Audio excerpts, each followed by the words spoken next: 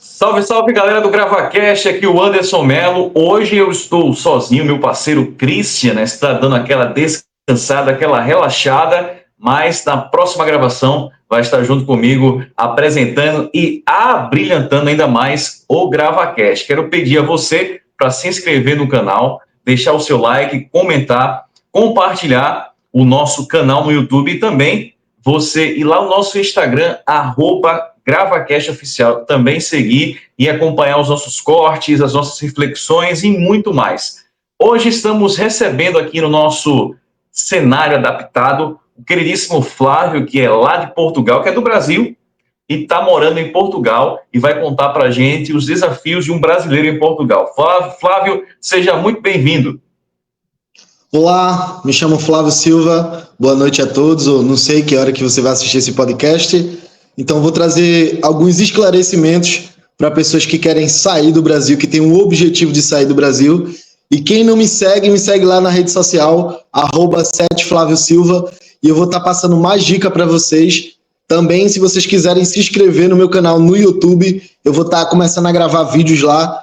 O nome do canal é Se Aventurando, entendeu? E se vocês quiserem, eu deixo o link para vocês com o nosso amigo Anderson, para ele estar passando para vocês. Deixar na descrição desse vídeo. Flávio, primeiramente, para quem está assistindo nossa entrevista, quem é Flávio e por que houve o interesse de Flávio ir para Portugal? Sim. Quando eu tinha 17 anos para 18 ali, eu sempre sonhei em sair do Brasil e morar nos Estados Unidos da América, né? Então, esse sonho, ele foi diminuindo com o passar do tempo, porque o Brasil, ele frustra muito a gente, em termos de objetivos, entendeu? Porque a gente começa a se frustrar, porque a gente só ganha aquele salário mínimo, a gente é um CLT, a gente tem que se esforçar, tem que trabalhar e estudar ao mesmo tempo, e isso vai causando um pouco de desânimo. Então, quando eu me casei, eu tive filho, isso diminuiu mais. Mas no ano de 2020, 2021 ali, quando houve o ocorrido de eu me separar, né? Então aí eu resolvi novamente acender essa chama de sair do Brasil, porque sempre foi meu sonho morar fora do Brasil. E aí eu fui pesquisando e vi que Portugal era mais fácil de entrar, né? E também porque você tinha amigos aí, né? Sim, na verdade, um amigo, o nome dele é Alberto Júnior. Ele que me deu a mão, me estendeu a mão, né? Me ajudou para eu estar chegando aqui em Portugal, né? Não com trabalho, mas sim com um quarto, me mostrando Portugal, como funciona, como é a documentação. Ele foi me mostrando tudo isso e eu fui desenvolvendo aqui. Dando os primeiros passos para você conhecer Portugal, né? É aquele velho ditado, não vou te dar o peixe, eu vou te dar a vara para você aprender a pescar. Foi isso que ele fez. Exatamente. Sim. Ele me direcionou a procurar trabalhos, a correr atrás dos meus documentos aqui, porque é como se fosse no Brasil, né? É como se a gente iniciasse do zero, é como se a gente fosse um recém-nascido, né? Você tem que tirar seu CPF aqui, que é chamado de NIF, você tem que tirar o seu NIS, que é como se fosse o seu RG, né? No Brasil, e o número da Segurança Social, que serve para sua aposentadoria aqui, e depois, agora que está chegando a minha residência, que é como se fosse um documento que permite eu estar sempre em Portugal. Maravilha. E aí, em relação à sua chegada a Portugal, seu amigo, ele foi realmente muito importante para essa chegada. E como foi a sua primeira impressão do país? Né? A sua chegada, seu amigo mostrando ali o beabá, como as coisas funcionam, mas como foi essa questão de Flávio agora estar em Portugal, o que ele mais observou nos primeiros dias, o que ele viu de diferente do Brasil, o que ele viu de igual? Diga aí. Então, no primeiro dia quando eu cheguei aqui, eu não lembro o dia exato, mas foi dia 2 de novembro de 2022 que eu cheguei aqui. Eu passei 4 horas na salinha lá, conhecida Salinha do Gelo, né? Fiquei lá um bom tempo. Fiquei 4 horas lá esperando ser atendido lá, né? Porque os portugueses, não vou dizer todos que não gostam de brasileiro, né? Mas tem uma parte que não gosta de brasileiro. Então, eu fiquei lá nessa salinha por um bom tempo. E aí, consegui passar, né? Eu entrei na última leva de imigrantes que entrou como turista aqui em Portugal. Porque depois disso não conseguia mais se legalizar. Ou seja, eu entrei na última levada que conseguiu se legalizar aqui em Portugal como turista. Porque agora você só vem com visto. Até para brasileiro? Até para brasileiro. Você tem que vir com visto de trabalho. Mas isso é bom. Esse visto, ele é mais propício, você vem mais preparado, você já vem com toda a documentação já preparada para você, até a residência, até a nacionalidade, entendeu? Para quem quer sair do Brasil para um país é um investimento, né? Não é simplesmente eu chegar e querer gastar dinheiro à toa, né? E você vai ter algo certo, né? Para o seu futuro. Sim. E aí, você chegou, teve essa primeira impressão, essas primeiras impressões de Portugal. Em questão de emprego, demorou muito para conseguir uma oportunidade de emprego, seja essa oportunidade de freelance, não sei como funciona a questão de carteira assinada, enfim, mas demorou ou foi rápido? Então, cara, para ser bem sincero, no terceiro dia eu já estava trabalhando aqui já, como ajudante de mudanças, tipo de móveis, né? Geladeira, fogão, toda a parte ali de eletrodoméstico de casa, sofá, computador, tudo isso a gente colocava no caminhão, levava para a casa do cliente. Então ali eu estava como ajudante, eu descarregava, carregava o caminhão. No terceiro dia eu já estava trabalhando.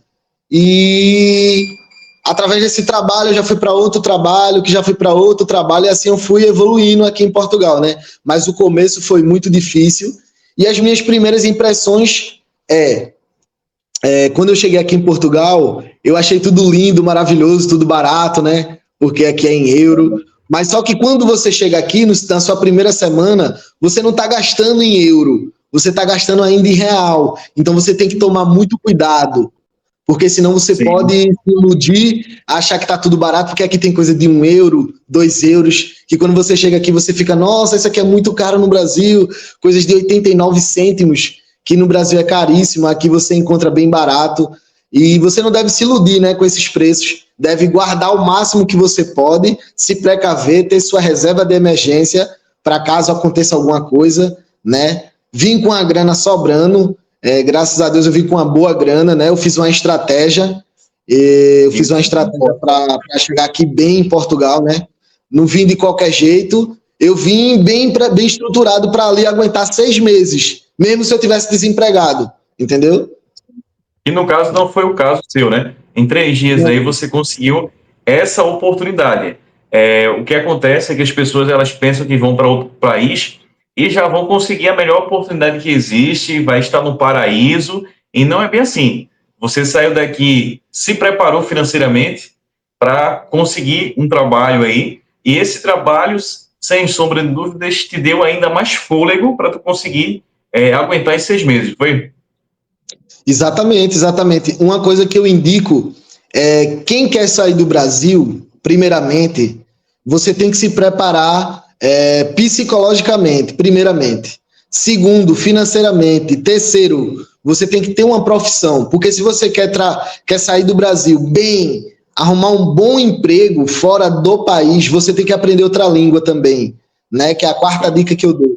Aprenda o inglês, porque inglês é a segunda língua mais falada do mundo. Aqui você vai ver muito turista, muito inglês da Inglaterra, Estados Unidos, né? Você vai ver muitas pessoas falando inglês aqui, geralmente muitas pessoas falam inglês, e isso me atrapalhou no começo, porque eu não falava inglês, não falava... Só sei falar o quê? Português e espanhol, né? E o meu espanhol é intermediário. né? Eu estou aperfeiçoando ele ainda mais. Mas também estou aprendendo inglês também. Outra coisa que dificultou para mim foi eu não ter terminado minha faculdade de software, né? Aí no Brasil, de TI, no caso, né? De 2 anos. Eu não consegui terminar. Eu tranquei a faculdade num ano. E não era para eu ter feito isso, era para eu ter terminado e depois seguido o caminho. Porque talvez se eu tivesse vindo como TI para aqui para Portugal, eu estava bem melhor. Eu estou bem hoje em dia. Sim. Em relação a essa questão aí de profissão, por exemplo, as profissões aqui no Brasil, por exemplo, TI, é aceito em Portugal ou precisa passar por alguma requalificação? É aceito, só que você tem que fazer ou a equivalência. Equivalência é o quê? É tipo pegar o teu certificado, pagar um valor para equivaler ele aqui, ele ser igual, entendeu? Sim. E tipo, e é bom que vai valer para toda a Europa, para todo o espaço Schengen. Ou seja, se você não conseguir arrumar um trabalho aqui em Portugal, você pode arrumar na Espanha, na França, na Suíça, na Bélgica, qualquer lugar. E é um trabalho assim que tá querendo pessoas, só que não tem pessoas qualificadas aqui. Falta pessoas qualificadas. E é isso que eu vejo. Outra área muito boa, soldador aqui em Portugal. Falta gente, falta mão de obra. Empilhador, não tem gente que quer ser empilhador. E vários outros cursos que, se você pesquisar, tá precisando de gente, entendeu? Só que você tem que se qualificar, entendeu? E aí, como é que foi? Sim, pode falar. E se você se qualificar e chegar aqui qualificado, vai ser melhor ainda para você. Não só aqui, como em qualquer outro país, entendeu? E aí, como é que foi lidar justamente com essa dificuldade do inglês no início? Desenrolava com espanhol ou colocava alguém ali para falar, intermediar ali a conversa com os clientes nos quais você trabalhou? E outra pergunta também é como é que foi essa escala sua, nessa escalinha? Você começou trabalhando um serviço aí braçal, e aí como é que você foi escalonando isso daí para chegar hoje nesse trabalho que você está e pretensões já para o futuro? Sim, então, eu comecei nesse trabalho aí, eu passei, eu acho que 2 semanas nesse trabalho. Depois, eu passei a trabalhar numa cafeteria. O inglês, assim, então, tinha pessoas que falavam lá no trabalho, né? E quando chegava-se pessoas que falavam inglês, a gente só colocava essa pessoa que falava inglês. Quando tinha alguém que falava espanhol, alguém que vinha da Espanha, da Venezuela, ou qualquer país que fala a língua espanhola, eu conseguia desenrolar tranquilamente, no pedido, tranquilamente, entendeu? Só que aí eu fui pegando um pouco de frase em inglês, né? Tô começando a evoluir, tô começando a aprender mais. Não sou perfeito, bom, eu sei o básico de comunicação de inglês, né? Mas estou tentando aperfeiçoar cada vez mais. Então ali eu entrei no segundo trabalho, que foi nessa cafeteria, aprendi bastante coisas, bastante palavras diferentes em português de Portugal, né? Que eu acho que o primeiro choque que a gente vai ter aqui é o choque cultural e linguístico. Mesmo sendo português, é um português diferente, né? A forma como eles falam. Por exemplo, geladeira não é geladeira aqui, o nome é frigorífico. O nome do banheiro não é banheiro aqui, é casa de banho. Coisas que você vai pegando com o tempo. O bom é cacetinho. Exato. Não tem como francês aqui. Não tem. Sim. E aí, um cacetinho, que é a baguete, né? Chamado de baguete, sim. Que é tipo aquele. Tem vários outros nomes também de pão. Pão de Deus é como se fosse um pão doce de coco no Brasil. Pão de Deus. Olha aí, legal. Pão de Deus. É muito bom o pão, por sinal, é muito bom. Tem o croissant famoso, né? Croissant. Sim. Portugal também é conhecido pelo pastel de nata, mas o melhor pastel de nata que se vende é só lá perto da Torre de Belém ali, que é um lugar turístico. E aí, Flávio, em relação a essa questão aí, né? Muitas pessoas acham que, poxa, se Portugal é um país que fala português e eu sou brasileiro, vamos dar muito bem lá. E não é assim, né? Se a pessoa for só com português, ela vai passar fome. Porque imagina, eu vou imitar um português falando, quando eu trabalhava na cafeteria. Passa um café, se faz favor. Eu não entendia nada. Me passou um bico. Muito rápido, eles falam muito rápido. E no começo você não entende, não adianta, você não vai entender o que eles vão falar. Sim, sim. É complicado, porque mesmo sendo português, o jeito deles falar, deles pronunciar é diferente, entendeu? Mesmo que a gente tenha aprendido com eles, né? Porque ele chegou lá em 1500 no Brasil e tal, a história do Brasil fala, né? Que a gente foi colonizado pelos portugueses, e aí mesmo a gente é um pouco diferente a forma deles falar aqui. Por exemplo, a Ilha da Madeira, que é aqui em Portugal, fala de um jeito bem mais rápido e bem mais complicado, que também eu não entendo, até hoje. Complicado. Sim, sim. E aí, essa questão de falar rápido, de falar lento e tal, essa dificuldade parte também dos portugueses de entender os brasileiros, né? Não, por incrível que pareça, eles entendem a gente, eles entendem porque a gente fala claramente, né? Não falo pessoas que falam com gíria, né? Porque tem pessoas que é carioca, eu conheci carioca aqui, mineiro, muito mineiro aqui. Nordestino também tem bastante, pessoal de Pernambuco, Ceará, Fortaleza, tem muita gente aqui, muito nordestino. Não só aqui, como em qualquer parte da Europa, Espanha, França, tem muito brasileiro, mano. Aqui a Europa é cheio de brasileiro, mano. Cheio. E a gente vê que um país europeu, para um imigrante, né, tem, ou não só o país europeu, né, seja ele qual for, seja um asiático, enfim, vai ter sempre aquela dificuldade. O que muitas pessoas vendem por aí é que é mil maravilhas, né? Tipo assim, morar na Europa é o sonho, vou ganhar bem, vou fazer uma grana gigantesca e é só mil maravilhas. Você que está aí, e para quem está assistindo, né, que a nossa capa do YouTube justamente vai falar isso. O que muitos brasileiros não contam, a verdade que muitos brasileiros não contam. Em relação às flores, a gente já viu que tem umas florzinhas. E os espinhos, né, que são essas dificuldades. Como é lidar com preconceito, porque tem preconceito. Como é lidar com a questão de estar fora do seu país nativo, com a questão de saudade, enfim, conta aí pra gente. Eu posso encaixar para vocês, eu posso pontuar, né?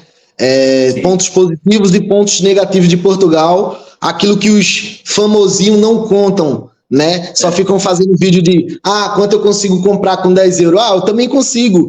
É só chegar no supermercado e comprar tudo marca branca. O que é uma marca branca? Marca branca é os produtos mais baratos que tem no supermercado, né? Aí eu chego lá, com 10 euros eu compro chocolate, compro arroz, compro feijão, compro carne, compro galinha. Mas isso aí é besteira. Isso aí todo mundo sabe que Portugal tem um bom poder de compra, né, comparado ao Brasil. Mas vamos lá. Eu vou pontuar os pontos positivos e negativos, né? Eu vou primeiramente pelos pontos negativos. Primeiro, xenofobia, né, racismo, que é bem conhecido aqui. Claro que não são todos, não vamos generalizar, né? Tem pessoas portuguesas boas, né? Que eu já conheci portugueses legais, gente boas, pessoal que é pra frente, mas também conheci um pessoal que, tipo assim, eles são racistas, mas eles não demonstram isso claramente, mas por dentro você vê que ele é meio que racista com você que é brasileiro ou de outra nacionalidade, né? Pronto, xenofobia, eu acho que o aluguel aqui é muito caro em Portugal, é um ponto negativo que eu diria, que tipo assim, você paga num quarto 450 euros, 500 euros, sendo que o salário mínimo é 870 euros, né? Só que a galera não conta. O salário é 870 euros, mas tem um desconto da segurança social, que é como se fosse um INSS do Brasil. E aqui não tem esse negócio de CLT. Se você faltar no trabalho, você é descontado. É um contrato de trabalho. Pode ser um contrato de 6 meses a 1 ano. Após 1 ano, eles fazem um contrato, que é como se fosse um contrato fixo, né? Que você vai estar sempre lá trabalhando com benefícios, né? Por exemplo, você tem esse segundo contrato após o segundo ano, né? Perante a lei, você pode comprar um apartamento, você pode parcelar um carro. E esse é um ponto positivo aqui em Portugal, que, tipo, quando você tem tudo certinho aqui, você consegue comprar o seu carro, que é difícil no Brasil, né? Você tem um carro, você tem uma casa. Aqui é mais fácil, né? Você consegue comprar e parcelar isso até você se aposentar, né, tranquilamente. Um ponto positivo para Portugal. Ponto positivo também é que daqui, se você não gostar de Portugal e você tiver uma profissão, você pode partir para outros países da União Europeia. Eu acho isso um ponto positivo, porque tem maiores salários. Tem maiores salários. Por exemplo, a Espanha tem o salário 1.300 e pouco, a França 1.700, a Bélgica é 2.000 por mês que a pessoa ganha, a Holanda ganha 2.200, Andorra você ganha 1.800, e assim vai. Inglaterra você ganha em Libra, né, que é o valor do real, 7 vezes maior do que o real, a Libra, né? Então, eu acho que isso é um ponto positivo. Você está aqui na Europa, você pode fazer um network, você pode abrir um negócio para você, né? Se você tiver uma profissão, você pode fazer amizade, você pode ser um sócio de alguém aqui, né? Você pode escalonar a sua vida aqui e uma moeda forte, né? Que é o euro, né? Perante o real, é 5 vezes maior. Isso. Então, outro ponto negativo de Portugal, que eu diria é questão de documentação. Eles são muito lentos, muito demorado, né? O processo eu acho que isso também tem um propósito da parte deles, né? Demorar o máximo ali que eles puderem demorar para justamente diminuir a quantidade de imigrantes, né, que vão para o país, né? Exatamente. A burocracia é muito grande aqui em relação a tirar documentação. Por exemplo, eu já estou aqui, vai fazer 3 anos em novembro agora, né? Vai fazer 3 anos. E já era para eu ter minha residência já. Porque após eu tenho 2 anos de contribuição com o país, eu já posso ter a residência, né? Eu já posso ter a residência, só que isso está demorando muito tempo, já era para eu ter minha residência, né? Sim. Eu quero ir no Brasil, mas eu não posso, porque eu tenho que ter a minha residência aqui. Porque esse documento eu posso sair do país e depois voltar. Enquanto eu não tiver esse documento, eu não posso sair. É como se eu tivesse preso aqui, entendeu? Isso é um ponto negativo, né? Você não pode sair do país. É como se eles te prendessem aqui para você não sair. Outro ponto negativo é o menor salário da Europa. Portugal é o menor salário da Europa, 870 euros, né? E o custo de vida aqui está aumentando muito, comparado a 5 anos atrás. Há 5 anos atrás o custo de vida era bem menor, mesmo sendo o salário menor. O custo de vida ainda era tranquilo. Um quarto que você alugava era 200 euros, 180. Aí você vê a diferença de 5 anos atrás para 5 anos agora. É mais do que triplicou o valor. Foi para 500 euros um quarto. Para você dividir a casa com o restante de pessoas, né? Que você não conhece, não sabe a índole, né? Então, acho que isso é um ponto negativo de Portugal. Um ponto positivo é que aqui as coisas são mais baratas do que no Brasil, né? Você tem um poder de compra maior. Né? E isso é um ponto positivo, assim, que eu posso dizer que no Brasil eu não tinha, né? A gente só sonha e não consegue alcançar.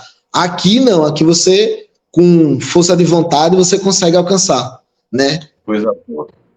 Coisa boa, né? Porque aqui no Brasil realmente existe essa dificuldade, né? Agora são todas as coisas aí que são vendidas, né? Essas coisas, eletrodoméstico, comida, todos, sem exceção, são baratos? Sim, sim. Eles têm muita promoção. Por exemplo, existe um local que vende tênis, roupa, um outlet, chamado Outlet, né?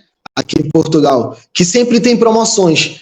E, por exemplo, eu compro um tênis do Jordan, que no Brasil vamos lá, R$2.000, aqui eu compro por 60 euros. Mesmo se eu converter, ainda não vai dar, tipo, metade desse valor, entendeu? Tipo, é surreal. Roupa aqui, tem roupa de 3 euros, 5 euros, 8 euros, camisa, né? Dependendo da época do ano, né? Inverno, verão, tem roupas baratas aqui na Europa, tranquilamente, que dá para você comprar. Em relação a eletrodoméstico também, barato, né? E, tipo, se você tiver a residência, é isso que eu estou dizendo, esse documento ele ajuda muito, porque você pode parcelar essas coisas, você pode tirar um cartão de crédito, você pode parcelar tranquilamente, entendeu? E pagar aquilo ali por mês, sem estresse, né? Outra coisa também que tem aqui, deixa eu só falar isso aqui rapidão. O plano de celular aqui, por exemplo, eu pego um chip de celular aqui, eu faço um plano e através desse plano, após 6 meses, eu posso comprar um celular através da operadora e ficar pagando por mês, tipo, 26, 30 euros por mês. Tipo, isso é um valor muito baixo comparado a como se fosse no Brasil, e no instante eu termino de pagar aqui, entendeu? Isso. A gente está chegando ao final do podcast, mas antes de finalizar, eu queria te fazer uma outra pergunta em relação à violência, né? O Brasil aqui é um país muito violento. Como é aí em Portugal em relação à violência? Aí você se sente seguro a qualquer hora do dia, da noite, ou não? Sim.